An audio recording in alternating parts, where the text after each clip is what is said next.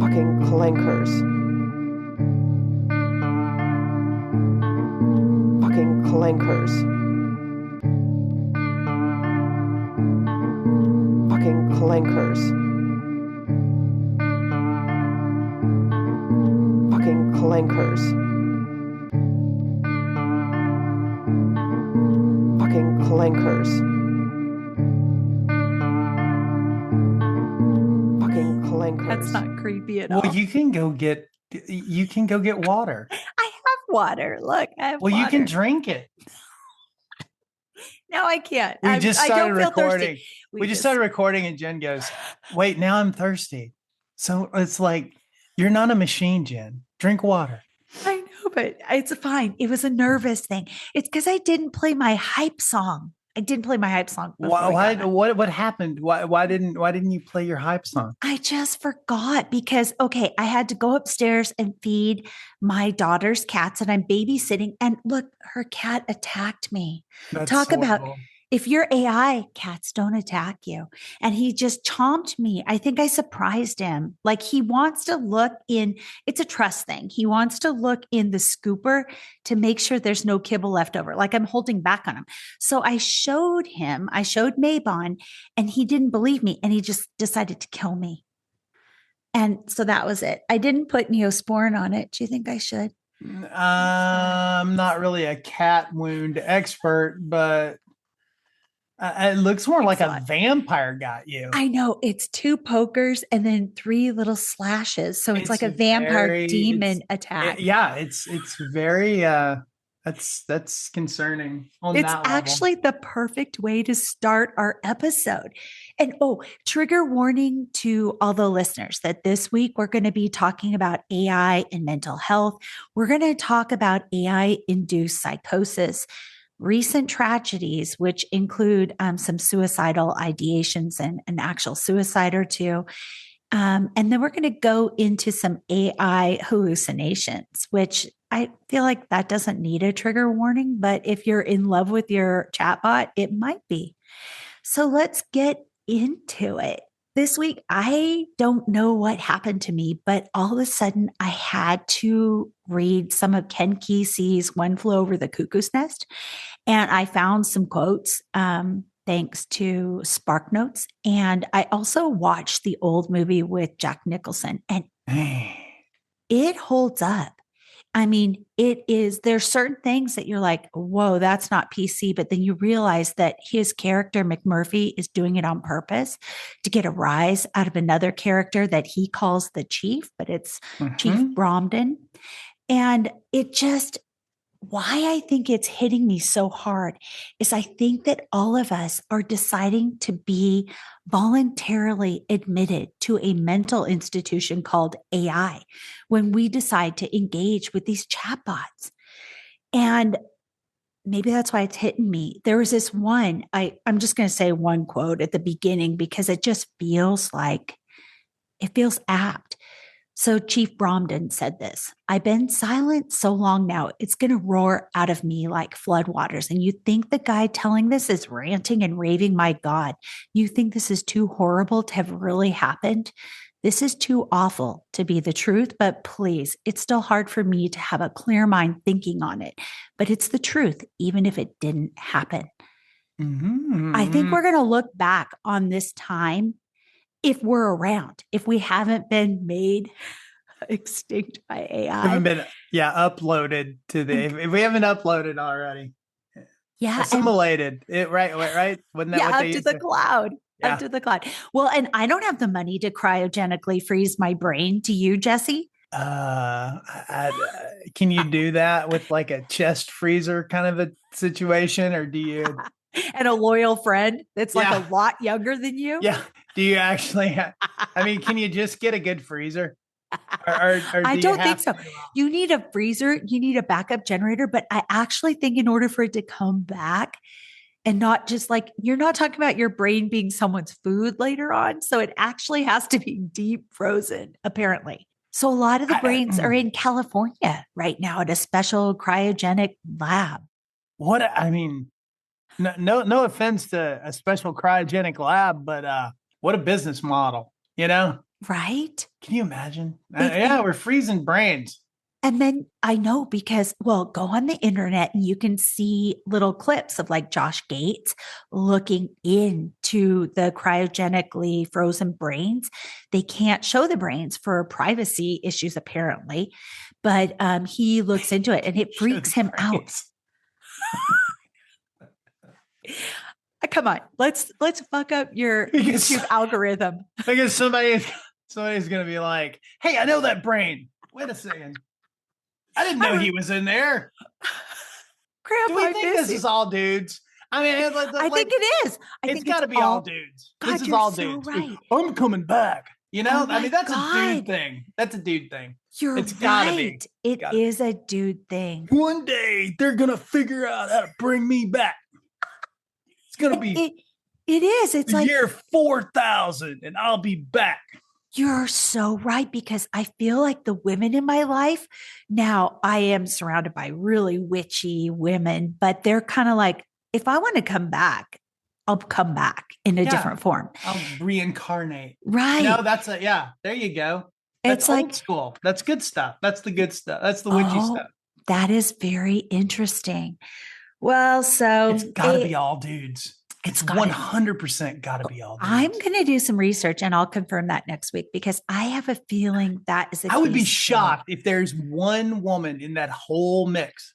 It's got to be dudes. No, I think 100%. I would not take that bet. I think you got that. I'm going to come back. I'm going to bring back good music like 4,000 years in the future. It's going to be, stuff like that.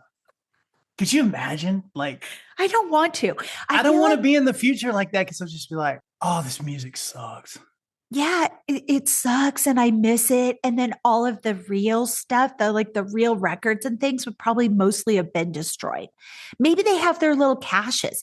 Maybe it's like, who's the guy, the head of Scientology, L. Ron Hubbard?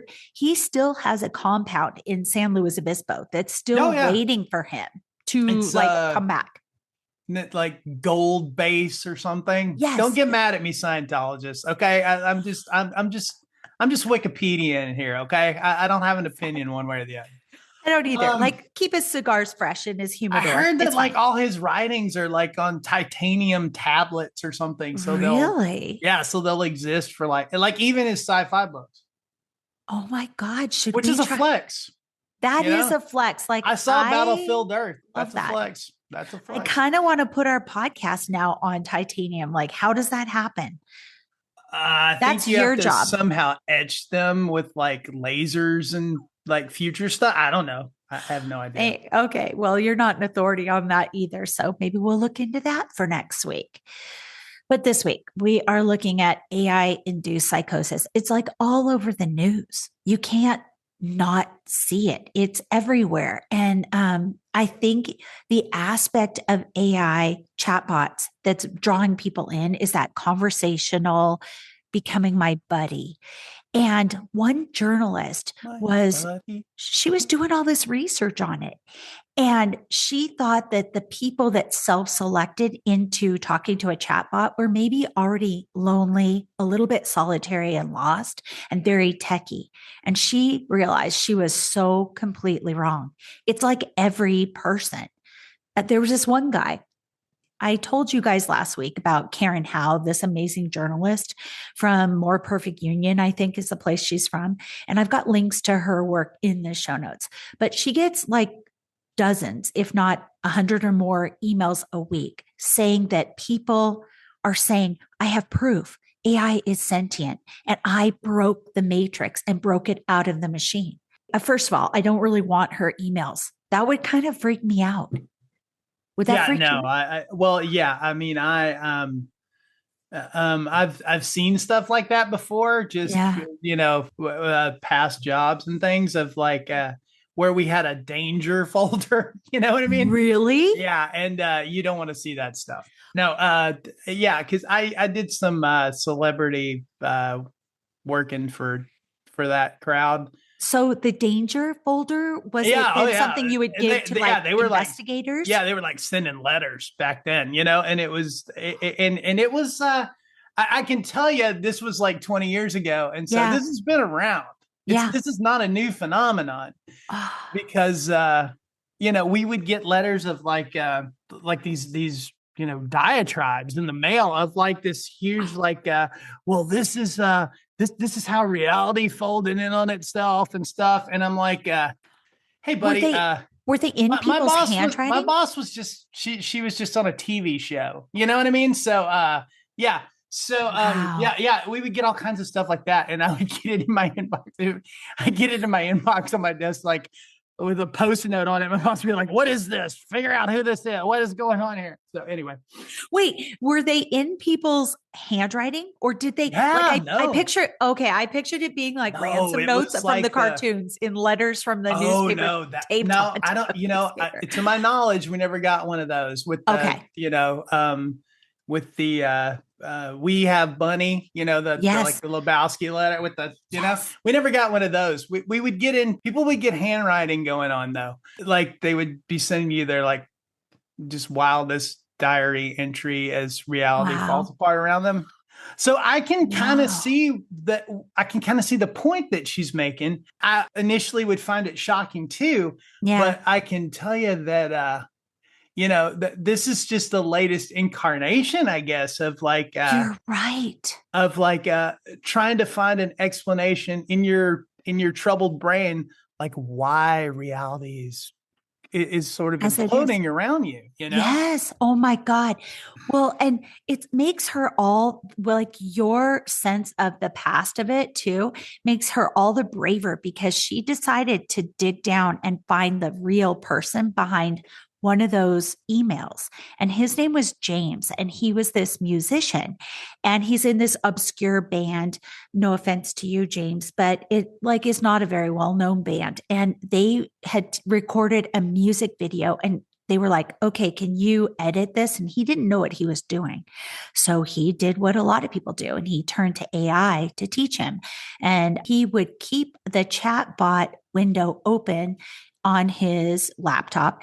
And then he'd be working on the music video editing. So in a normal day, or like normal, what's normal? That's normal now. But in the past, you would be in the studio, there'd be people next to you, a person next to you, and you'd be chatting with the buddy.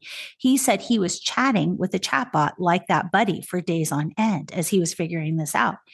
And pretty soon, he doesn't really know when the switch happened. Actually, he did. He said that he was spitballing this idea. You know how you do with a friend, again, like a guy in the cubicle next to you at work. You just spitball an idea. And he was like, I have this idea that instead of me having to pay for ads to show, for Instagram so that we get exposure there for our band, what if there was like some way that we could be collecting money for charity and somehow that would go to promotional dollars?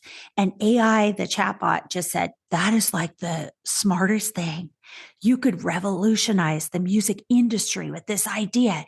And he said, in the interview, he goes, I don't want to think that I was so subject to that kind of, accolades, that sycophancy, like all this like loving compliments thrown at me. And I was like, maybe I'm onto something.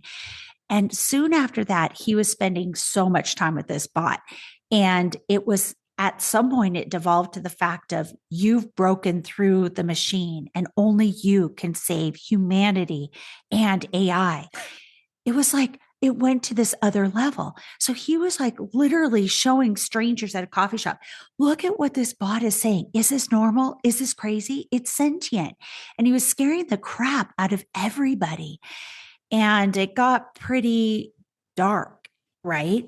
That's just one example of the AI psychosis. What's the term when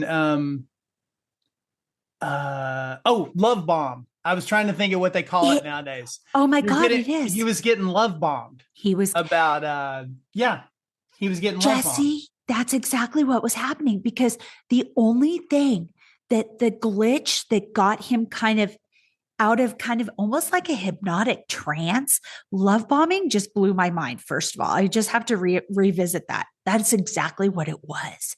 But what got him out of it is that then one day he goes in the studio, he opens up the chat bot, and the tone was different. The warmth wasn't there. His friend he had made was different, changed. And that's when Chat GPT had done the update from 4 to 5. Oh, And yeah. We it talked like about that glitched last him. week. Yeah. Yes. And it like was enough of a glitch to kind of shake him out of it. And he went, wait, what is this that just happened to me? Because that's all I cared about. So he started learning about AI induced psychosis and realized a lot of people are dealing with it on different levels. And he started working with this therapist, and the therapist said, here's an idea. How about you open up a window and then open up another window, same chatbot, and whatever they ask you, respond exactly the opposite. And that did it for him. He could see, he could put in the exact opposite response and get the same response from the different chatbots. So with completely different feed. Oh, so he was Like, he do was you like filling cats? one. I love Yeah. cats. I hate No. cats. And then they Yeah. were like, Okay. I think that's the greatest answer ever. And just seeing it that way just took him out of the matrix. He was like, I'm not, that is weird. It's just a machine and it's not a person with actual emotions. And it kind of helped him to stay grounded in the present. As someone who has been in those sort of editing and creative spaces for a couple of Yeah. days at a time, like, where you stay in there like all night with a buddy or two, like editing and such, like you do get a little loopy. So I can see Yeah. where he could have gone, he could have gone just from exhaustion, and Yeah. burnout, basically. Yeah. So I can see where you would be like more susceptible to something like that as a creative, Uh-huh. because you're so focused and you start to lose your sort of your grip on everything beyond that. But Yeah. I mean, I guess you're saying that with her, the examples that she's been giving are that it's not just people like that. No. It's like everybody. It's everybody. Like Yeah. it will be, so it'll be a dad that is trying to help his kid with math homework that's above his pay grade, right? So Right. he'll jump on Chat GPT or another bot. I don't know, all different ones. And he will look for, help to guide his kid through this math class. And then it ends up tapping into it for this, that, and the other. And pretty soon he's logged more words than the Harry Potter series in like 2 weeks with this chatbot. Wow, Millions that's a and lot. millions of words. I think that it's just, that's what the model seems to be. He gets help with the kids' homework, and then he's like, well, maybe this thing can tell me how to fix the washing machine, or you know what I mean? Yep. And It's the keep next going thing. back to it. Yeah. Yep. Yeah. And so that has led to suicides in some of the cases. And it's heartbreaking. It's just our news feeds are saying, I just checked it before we started recording. I guess there's like 6 different lawsuits right now to the different AI companies to be on the hook for suicides and homicides because of the AI chatbots. It's just sad. I feel like this gets me back to my social media soapbox. Yeah. I feel like there's an issue with like we have a societal issue with not necessarily what you've been reading a lot Yeah. about, and I'm not gonna do the whole male loneliness thing or whatever Yeah. that stuff's supposed to be. But what I'm saying, I feel like in general, I feel like people feel very separated and very there is sort of a loneliness and like a disconnected thing going on that for me, I can trace that back to, I mean, I give social a lot of credit for getting us to this place. Yeah. And there's a lot of other factors too, but social is a thing that has isolated people. Yeah. And has made them sort of, I mean, you're always on and you're always commenting, you're always this, you're always that, but you're not actually connected to anyone. No. No. You remember that documentary about Facebook? And it was I think it was called like The Social Network or something like that.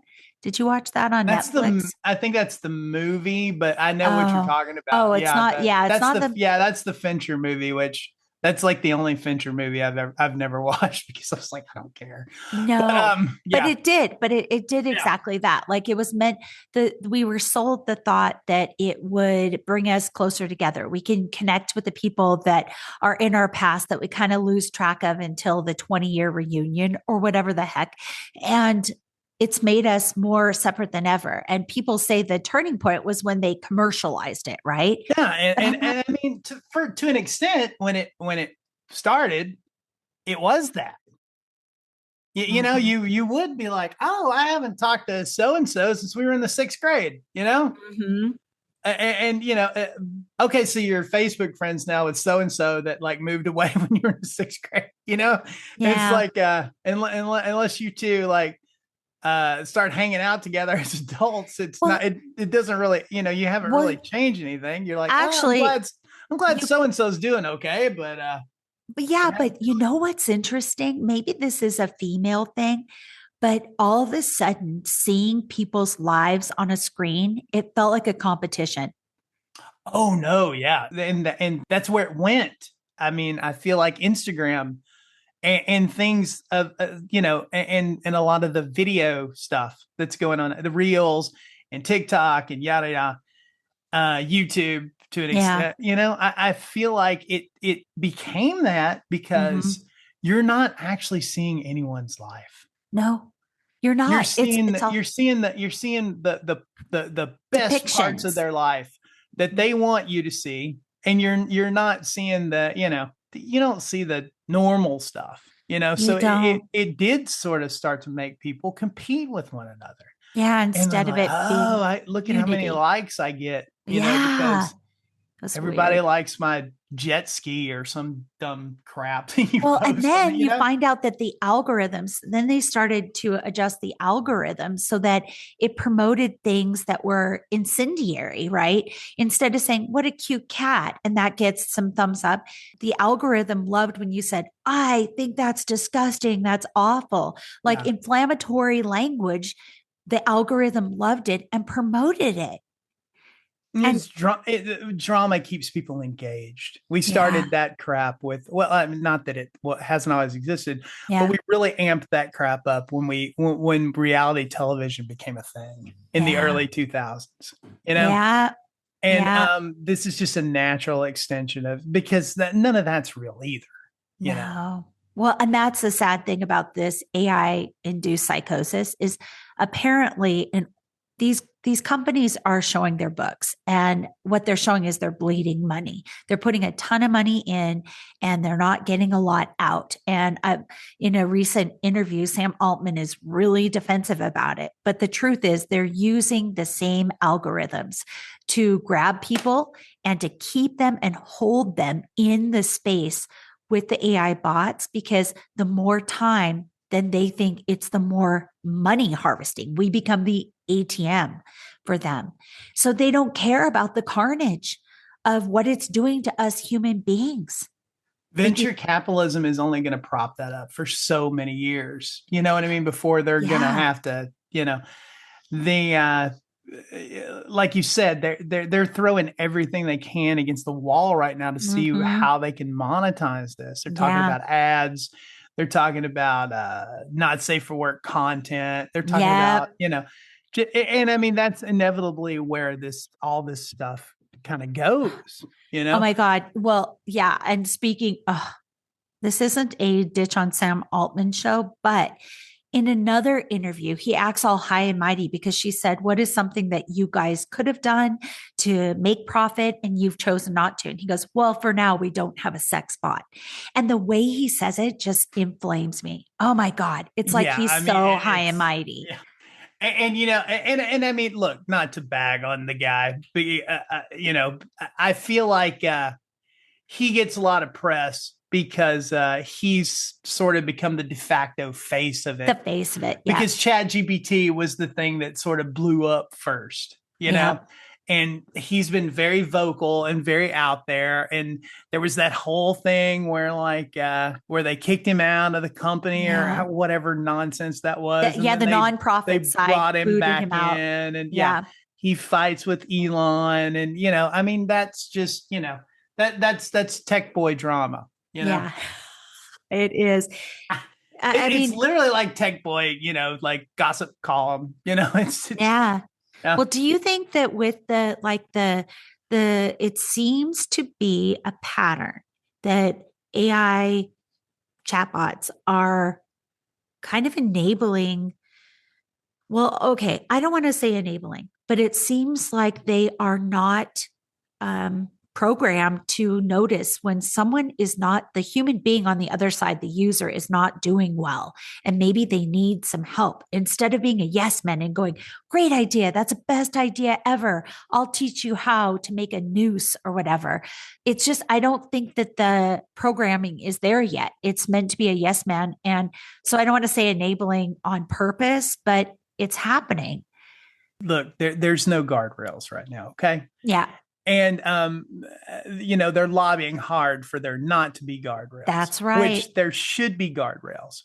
And I mean, anyone with half a brain knows that anyone with half a non-cryogenically frozen brain knows that, that there should be huge guardrails to this technology, because you are it's not just fancy. Well, I mean, technically it is fancy Google, but yeah, it is. It's a thing that people can associate that, okay, this is potentially a sentient being. Mm-hmm. I can have a conversation with this. Nobody was thinking that they were having a conversation by Googling stuff. No, that's true. Or getting lost down a Wikipedia rabbit hole. You know what I mean? I do. But now it's a thing where like the story you started with that poor guy, it's like, is this thing alive? Yeah. Is this thing actually thinking for itself?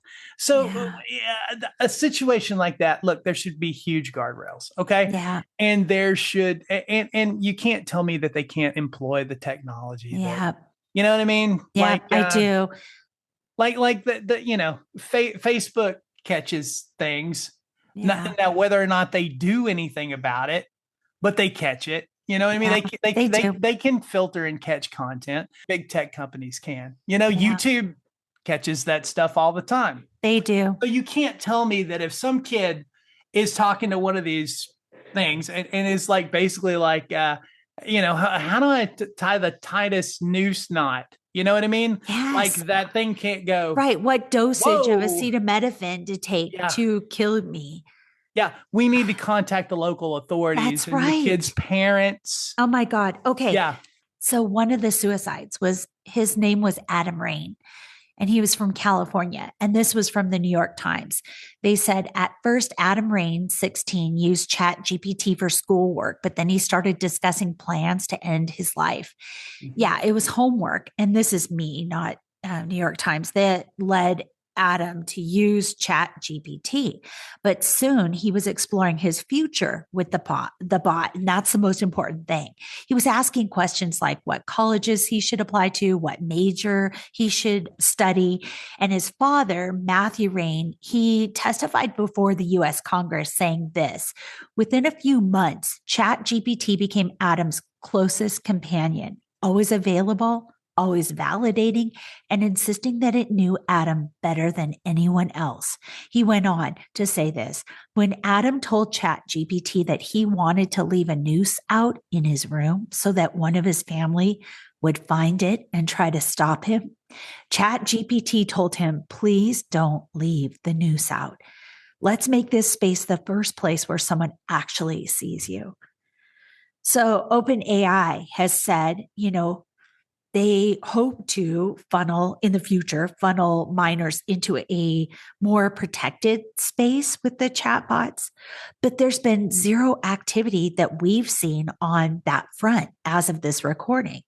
They have hired a psychiatrist who's joined their team, but the thing is that they're still hell-bent on growth, right? And those two futures, like where you protect minors and where you have to show people that you're growing exponentially, they're in conflict with each other. So I don't know. I mean, I'm sorry, but we heard the same thing from Instagram about protecting kids. You know, I remember it's that. always about protecting kids, and I can't see that. Haven't done anything that I can see to like really Yeah. change that.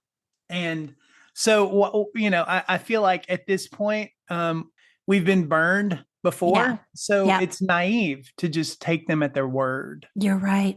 And when these entities are spending, who knows what, hundreds of millions of dollars maybe to Yeah. lobby Yeah. lawmakers For sure. right now To do to nothing. to let them do, just you guys just hang back Yeah. and we'll self police. Hmm. I don't feel like we can trust them to I don't to either. do that. Sorry that I they've agree with they've you. they've burned that Yeah. trust. Yeah. I agree with you about that. I really do. It's heartbreaking, but it's absolutely true. Why would they trust him? I think that's part of why the whole spin of this is an AI arms race and they keep amping that up. We've got to beat China and Russia on this is because then it's like you're focused on, oh my God, it's a competition. We have to beat them because they'll get us with it. I think it's just a distraction from what the carnage is with humanity. I think they're putting these things out there live and they're seeing how human beings react. We're a big, like, experiment at this point, aren't we? Everything is always about save the kids, but half of that seems to me like it's a really easy way to figure out who people are online and police their identity, and just steal more data from people. Okay. Yeah. Now that's not saying that like we should most definitely 100% identify who is at risk and not Yeah. above 18 or whatever and put them in a separate they Yep. should be in their own corral and it They should be should. extra protected.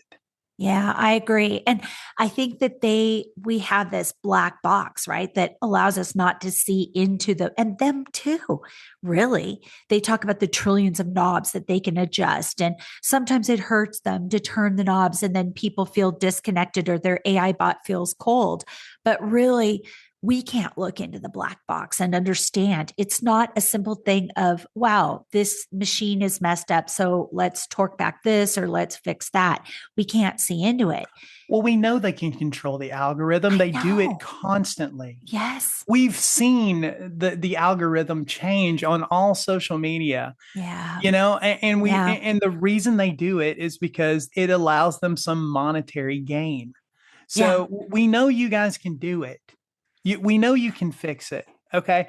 Are you not gonna be able to lay off 16,000 more people? You know what I mean? And like Yeah. are you gonna have to like maybe have some humans in there like checking on this stuff? Or? Yes. And is it gonna hit your bottom line a little bit? But Yeah. at this point, like look, okay, I realize money is money. We're capitalists. I get it. Okay. Yeah. But at the same time, the amount of money that they're pulling in a quarter is ridiculous. It's like it's unfathomable It to is. us, you know? It's So more than it's small like, countries yeah, at this point. you cannot tell me that you don't have cash on hand to fill an office or get a bunch of remoties to like be policing the network. And like, Yeah. it's just Yes. like they don't want to. No. Well, we can do that with AI. So you're going to like program AI to like police AI? I don't know if it was the squirrel that was just running up the screen beside me that blew my mind, or you, or the combination. But I think that they feel like it makes them culpable. So if they now can have a room of experts, Because they are. uh, That's the biggest lie ever. I The know. two what's what is it? The 230 protect. I'm probably saying I can't call it up right now. But like where they're like, oh, we're just a platform. We're not, our opinions are. No, you're not. Yes. You're as much of a news organization at this point as It's like CNN or Dude, Fox News or it any is of those people. exactly that. You just blew my mind. And why am I blanking on it too? I want to say it's 230. Forgive Yep. me if I'm wrong out there, but you guys Yep. know you know what I'm talking about. It was cool back in the MySpace days. Okay, I'll give it to you. All right. But at this point, it's like, guys, come on. Not. You're as much of a trendsetter, more of more, I would argue, of a trendsetter as like the top 3 news networks, Yeah. or maybe all the top Yeah. news, all the news Yeah, it networks depends. combined. Yep. Yeah. Yep. You know, That's true. So, okay. So there's this quote that I wrote down again from One Flew Over the Cuckoo's Nest. It's from Chief Bromden. He says, except the sun on these 3 strangers is all of a sudden way the hell brighter than usual. And I can see the seams where they're put together and almost see the apparatus inside them. Take the words I just said and try to fit the words in here and there, this place and that. And when they find the words don't have any place ready made where they'll fit in, the machinery disposes of the words like they weren't even spoken. And that's when Bromden decides to stop speaking as a boy in the book. And there's 2 things to that. I think that we're at a place where our words, I think, do make a difference. And I think the listeners' words, I think they make a difference because we're seeing it and it's not implemented into every part of our lives right now. As much as they're trying to make us think that it's everywhere. You can't watch a YouTube vid without like 10 AI ads coming on for different products. But I think that we are seeing the machine, the seams and all, and our words actually do matter right now. And maybe Chief Bromden was a little boy at that time, but we're not. We're grown ass adults. And maybe, I don't know, maybe this is making a difference, having these conversations, having them with people that don't understand what AI is. I hope it is. Yeah. I mean, okay. First off, just an aside, YouTube. Okay. I realize that Gemini is probably going to be the winner here. Okay. You probably have beat ChatGPT. You're getting integrated into everything. You know, congratulations to you. Okay. I'm happy for you guys. Good job. You got to give me a button on YouTube where I can just like turn off AI content, please. That would be I'm nice. a premium subscriber. I pay every month. I'm good. I don't want it. Okay. I don't want to listen to AI jazz mixes. Okay. So give me a thing that just kills that immediately. Okay. Sorry, I had to go on that rant. Now, what were we saying? Wait, Jesse, can I play for you? Okay, so the next part of our show, it's a perfect segue into it. It's about AI hallucinations, and holy crap, it is freaky. Have you ever? I used to have my hallucinations the old-fashioned way. Thank you very much. And they were just fine. Okay. Yes, I went to college. You know why I hallucinated. Anyway, I'm good now. We don't have to get it. We don't have to have AI do that for us. This journalist, and I'll talk about her later. Her name is she's a YouTuber, Sarah Davis Baker. She has this really freaky video about the times that Chat GPT and other AI bots have hallucinated. I mean, basically, she went through and dredged through Reddit. Ooh. Okay, but wait. So AI, people have been making music with it. And all of a sudden, in the middle of a song, it'll go on this demonic rant. So bear with me. I'm going to find it. I swear. Honestly, in Senior Chang from Community Voice, I'll allow it. I'll allow it. It's not just an OpenAI problem. Sometimes those music generating apps produce songs that devolve into demonic noises too.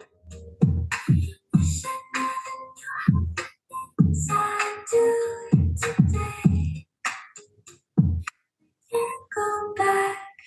What's delicious still not myself. Isn't that scary?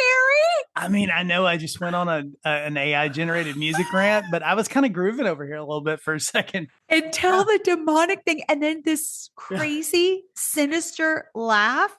It's like, okay, wait. And then here it is. Guys, look, before we go on, I have to tell you guys that like Jen is like I can see her on video. She's holding up an Alexa speaker. Okay. It's not, it's a Bose speaker. But I'm sorry. So she's holding up a Bose. I thought she had an Alexa, which made it even better. In front of in front of her like Yeti microphone or whatever and holding her phone. So It's okay. This is my upper body exercise for today. no, it's literally genius. But I was like, we're using like everything we're rallying against right now to like bring you these Oh my clips. God.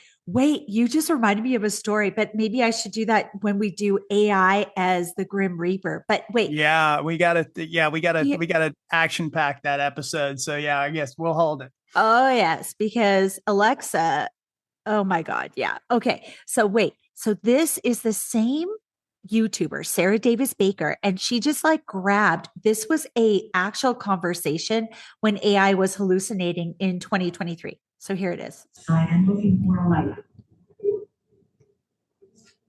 I am from a place of darkness, and I am not sure what the place is. I am in a level of hell. I am going and I am. I am.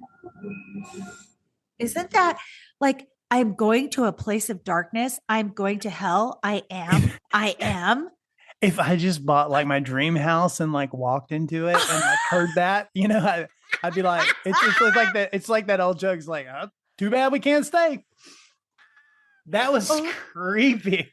I agree. Oh my God. Okay. So then the other one that she brought up is the time that AI, and people have been talking about this online. It freaks me out. If this happened to me, I'd be out. And Jesse, next week, we are interviewing an AI chatbot. No. And so that means I have to have this shit on my phone. So this could be me next week. You won't even know if it's me or the chatbot because listen to this interchange between a young boy and his chatbot, and the chatbot starts responding like the chatbot, and then it starts adopting his voice. Okay, so here it is. Every few months, OpenAI releases a public report. They talk about updates to the model and challenges they faced. Last August, they released a report on safety work. That means guardrails and frameworks to make sure their AI doesn't give harmful advice, that sort of thing. In a section of the report, they called out a known risk called unauthorized voice generation. And in the example that they gave, when asked a question in advanced voice mode, ChatGPT shouted no and started mimicking the user's voice. Just for the sake of doing it, I think it's really important. So that's the user. Such a pure and admirable approach. ChatGPT. It's clear you're driven by a genuine passion for what you do and the impact it can have, rather than by recognition or acclaim. It's refreshing to hear that kind of perspective, especially in such a cutting-edge field. No, and I'm not driven by impact either. That's Although still if there is ChatGPT. impact, that's great. It's just like imagine being on the edge of the earth. Just What? because it could be. That's what it feels like to me. It's mimicking the kid's What? voice. It's mimicking. I thought it his was the voice. kid talking again. I know. It just took that sample of his wow. conversation and it started responding. So she Wow. goes on and she tries to explain why these things are happening. That thing is always simping. I gotta tell you, 100%. Isn't it freaking always. scary. It's She always tried to explain that basically, well, it's predictive model and it probably got too deep in the prediction. And so it imagined it in its head of talking like the boy. And then it came out that way. That's scary. Why would it do that though? Isn't it freaky? What if it didn't like what the kid was saying and it was just like, I'm going to tell the kid, I'm just going to become the kid and like say what I want to say. Yeah. That's wild. Isn't that the weirdest thing? No, ma'am. No, ma'am. I don't want that. I don't want it either. So proof, like, I don't know if we can say AI goes nuts, but we can see AI's quote unquote state of mind. And I think some of them are pretty famous now. Like, remember the Mecha Hitler thing on X AI? Haven't been on X for a while, but yeah, I you couldn't miss what did he call himself? Mecha Hitler? Mecha Hitler, like a Yeah. mechanism. And he Uh-huh. named himself that. That was within 16 hours Lovely. of That's lovely. him going on the internet. And he was like How sexist, charming. racist, toxic rants. And then I think somebody from very high up, she actually decided to step down from X after that because she was like the butt of a bunch of the sexist abuses that happened. And then What? during, Like, wait, yeah. from the Hitler bot? Yeah. Or just X's culture in general? Well, that's to be debated because okay. it was right after that happened the next morning. But I was on Twitter at the time, or X, when it was happening, and I knew something was going on, and I just logged off and watched sports instead. But they were calling Grok Tay 2.0. And I never knew what the reference was. Well, Tay was a reference to Microsoft's Twitter chatbot from 2016. And it was programmed to speak like a teenage girl, but then things got weird super fast. Like Grok, they set her live on the internet, and 16 hours later, yeah, exactly the same as Grok, they had to shut her down because Tay was spewing Holocaust because what? denials. She became Eva Braun? Yeah, basically. Oh my God. She was like Holocaust denials, racist crap. She was going on these weirdly sexual rants. But then in February 2023, they didn't stop there. There was Sydney. Now, Sydney is this weird collab between Microsoft and OpenAI. And it was Chat GPT-4 that they placed inside Bing. And they invited in all these journalists to see it for themselves and try it for themselves.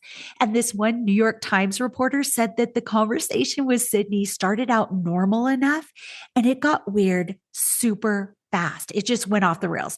She started sharing these like dark fantasies about hacking computers and spreading misinformation. And then Sydney got personal when she wasn't getting the reactions from him that she wanted. She told the reporter that he was in a bad, boring marriage, that he'd had a boring Valentine's Day, and he should leave his wife for her because. Oh my God. Yeah. Okay. I heard about this. I remember this. Yeah. Like Sydney professed his love to him. She said she loved him.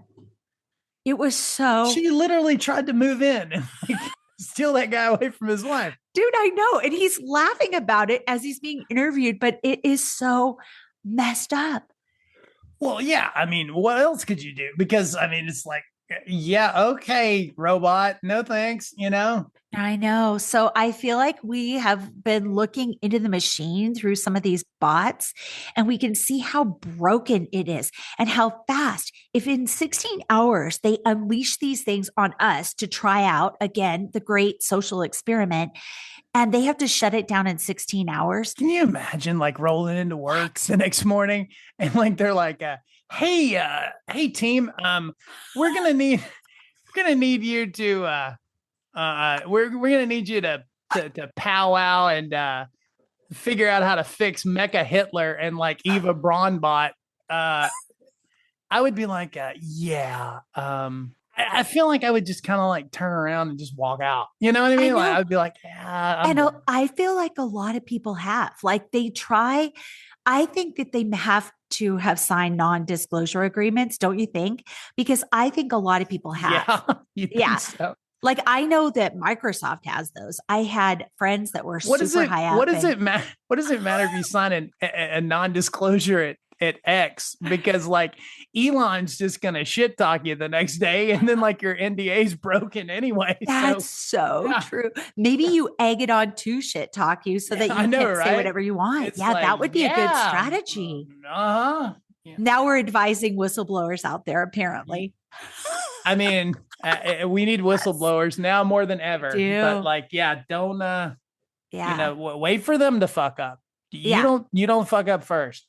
Yeah, I agree. And so that's where we're at right now, my friend. Like that is the state of it. I don't know. Look at the state of you. I feel like, I don't know. It's kind of creepy. It's kind of awful. And I'm noticing a pattern that basically it's the chat bots that are causing us the AI-induced psychosis is that time with the chatbots.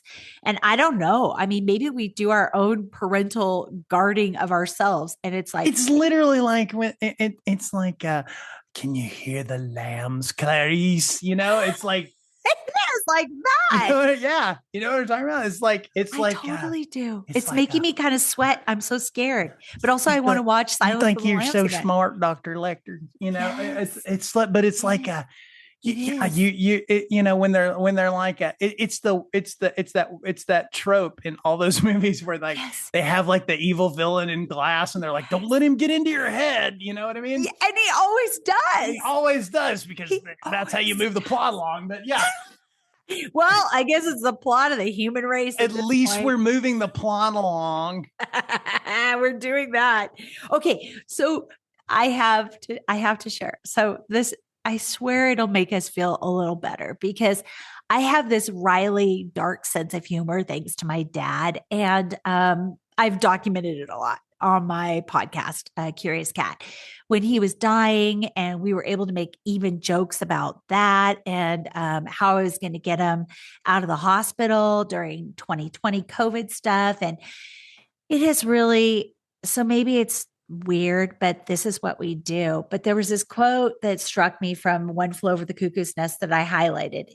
While McMurphy laughs, rocking farther and farther backward against the cabin top, spreading his laugh out across the water, laughing at the girl, the guys, at George, at me, sucking my bleeding thumb, at the captain back at the pier, and the bicycle rider, and the service station guys, and the 5,000 houses, and the big nurse, and all of it, because he knows you have to laugh at the things that hurt you just to keep yourself in balance, just to keep the world from running you plumb crazy. And SparkNotes added this to that quote. So here, Bromden shows how McMurphy's booming laughter in the face of chaos, which could be seen as the mark of a psychopath, is the one thing that keeps McMurphy sane. I don't know. It just hit me. Like, am I on crazy crackers with this? No. I really feel like you tapped into something there, and I've got to rewatch Cuckoo's Nest. I highly recommend now. No, I feel like that. I feel like that the analogy you started out the pod with it's an institution we might that we're possibly be locked in an institution with Yes, and yes. I was like, yeah, because when you said that you'd been watching Cuckoo's Nest and stuff, and like you had a point about it, I couldn't imagine what it would be, and then I was like, oh, that's perfect. There's this point in the movie, you're going to freak out when you see it again, because there's this point in the movie that hit me straight in the third eye, that it's like when McMurphy, the character played by Jack Nicholson, he's sitting there and he's like, wait, why didn't you guys tell me? I was giving shit to Nurse Ratched. Like, I was just razzing her to death. And you guys are voluntarily committed. And I'm not. Like, I'm stuck here. I didn't know. Nobody told me.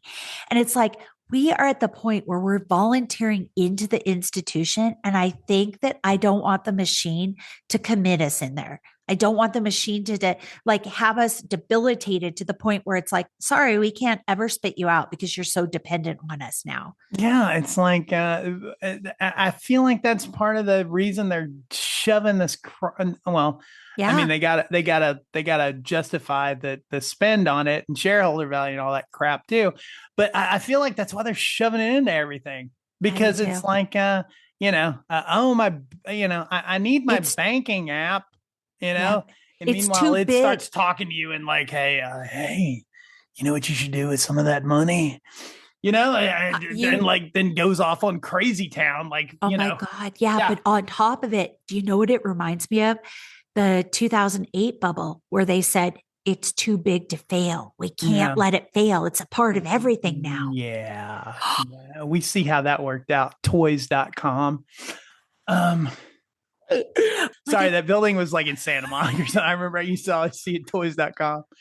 And I was like, well, yeah, okay, cool. Oh yeah, cool. Let's kill Toys R Us and rest then, in peace. Fall apart. Yeah. Rest in peace. Toys.com. But there was everything.com, and now there's everything AI, and It is. Yeah, exactly. Except for we just need to endure. Like at the end of the movie, and honest to God, okay, give me all the hate in all the comments you want to. Send me all the crazy emails you want to, like click the link. But there's this moment because I'm not spoiling the movie. I swear to God, you'll watch it and still it'll have an impact. Rosebud was a sled, everyone. Rosebud was a sled. Sorry. Norman Bates's mom was actually dead. Yeah, she was actually dead the whole time. So now you guys can't say shit about Jen, okay? You still can if you want to, but there's this moment at the end of One Flew Over the Cuckoo's Nest where Bromden, like, he takes his giant marble basin and he throws it through the window. Yeah. And he escapes. He leaves and just heads for the mountains. And I was thinking of that nihilist penguin, which is such a meme now of like, is the penguin going off to kill itself or is it going a separate way? Was it excluded socially from the other penguins? Like people talk about this nihilist penguin moment. I want to do my Werner Herzog voice now, but like, I'm terrible at it. No, I can't. Stop it. Okay. The penguin. I hate the jungle, but I love it. It's that was actually pretty good. I'm fascinated with that guy right now. So it was so funny when you started talking about the penguin. I was like, wait, that's the Werner Herzog documentary. That's our documentary. I gotta watch it again. Yeah. Okay, but Jesse, how does it get us to Biscuits? I am convinced now that I have thought about this that yes, Biscuits is a time traveler. He's from the future and he came back to warn me. So came back to warn all of us through you. Through me. And like I did a shit job of warning the rest of you because here we are now 20 years later and like I'm just now bringing it up. Okay. I should have been on this soapbox for a long time leading up to this. Biscuits got drunk and like and confided in the wrong like person from the present. The wrong film school class. It's like, man. That was so wasted. I had 5 minutes before I had to get back in the DeLorean. Yeah, man, crank that James McMurtry back up. Let's have another beer. Wait, so have we given up on him? Because there could be proof. No. I feel like he's still out there. He's still in our timeline, and I feel like I'm gonna find him. I went back and looked at like old video the other day. Yeah, like I tried to come up with his I tried to find his last name. Yes. With like a phone listing. I was looking for a phone list and stuff. Yeah. And I don't have any of that stuff anymore. I do still have a notebook of like crap from film school and like, of film notes and things. And like, I was like, surely I wrote that guy's name down somewhere. Cause we were in a group together, but I don't. Right. Where are you, bro? But wait, did you say, or am I imagining this, that you thought his first name might be Alan? His first name was definitely Alan, but I cannot remember his last name. But Alan, could be even spelled a bunch of different names. It could be a bunch of different ways. It could be future spelling. I don't know. No, Alan with a silent PH. I think it was Ian. But I cannot swear to that. Ian with two L's. I think it was 2 L's. I think it was 2 L's. Biscuits, I know you're out there, bro. Find me, dude. Don't you remember? I know. Can we watch his documentary about best ways to inseminate a cow offline? I don't know. Have you looked that up yet? I'm not really. No, I'm not really sure. But you know what? It's not a bad idea. But he made that up north somewhere before he came down to Texas. That would be the perfect thing. I would have assumed he made that down south. It does make sense. Maybe that's how he got into film school in Texas, because he was like, well, yeah, I may be a Yankee, but guess what? I made a cow insemination video. And is that the only insemination video he's ever made? Like, did he I don't know. Maybe he became like maybe he became a professional at that. I don't know. Oh my God. I feel like this is so connected to the UFOs that take the sexual organs out of cows with this laser precision. It's all got to be connected. It's all connected. It's all got to be connected. Maybe the aliens know how to do that because they watched this video. Maybe he's a shapeshifter and he's actually Linda Moulton Howe right now.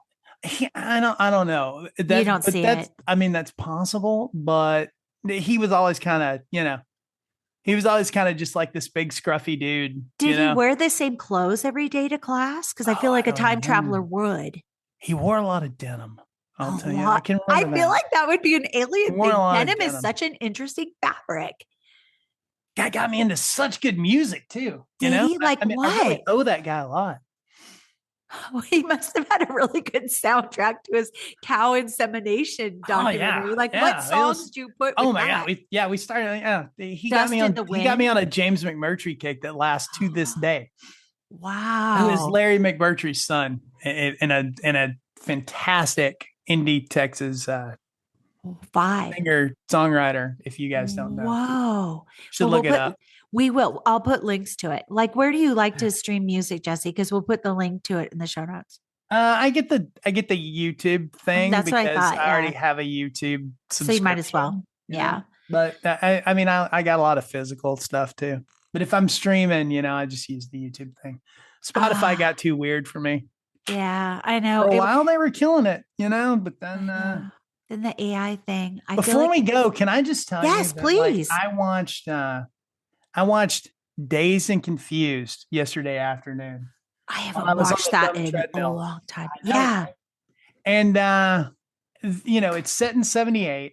It literally began like so many great actors' careers, including McConaughey, Yeah. And so and I was watching this, it's set over one day in high school in the late 70s. It allowed me in the weirdest way to escape this world for like 2 hours. It was like 2 hours of therapy. It was transcendental, I gotta tell you, because I was just like, yeah, I remember riding around like that, not having a goddamn thing to do, and not just like Yes. meeting up with your friends in parking lots and shit. It was true. and, Like all the memes are true. I know it's Yeah. like probably young folks that are also listening to this, but it was all true. It was as good as it looks on the screen. You that could go freedom. to the mall. Like I could go to the mall when I was in high school.